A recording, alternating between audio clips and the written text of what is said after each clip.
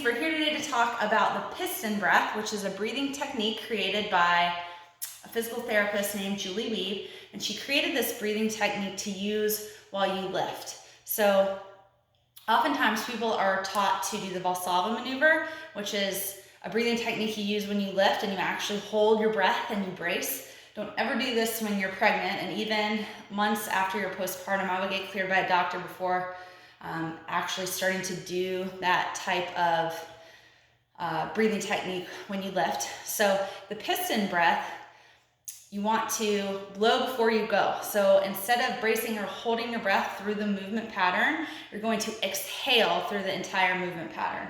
Okay, when you're pregnant, your belly grows, which increases the amount of abdominal pressure that's already there. And if we brace or hold our breath, we're only increasing that pressure, which we don't want to do. That could lead to a more significant diastasis recti or other type of pelvic floor dysfunction. So with a piston breath, you're going to belly breathe, and you should be doing this all the time. You should practice breathing exercises before or after you work out almost every day to just help with your core strength. So when we take a belly breath, we want to inhale and we want to expand our belly. And when we exhale, we want to think about pulling everything back into our belly button or midline. So don't take in a breath in your chest like this.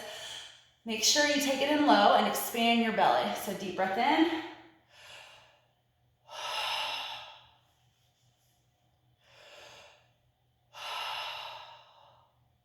So you could actually see my belly expanding and then coming back in, and I'm working my muscles doing that by just breathing.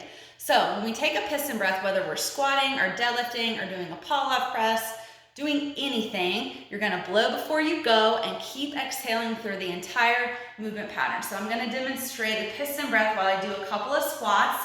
I'm gonna take a deep belly breath in before I go and exhale through the entire movement pattern.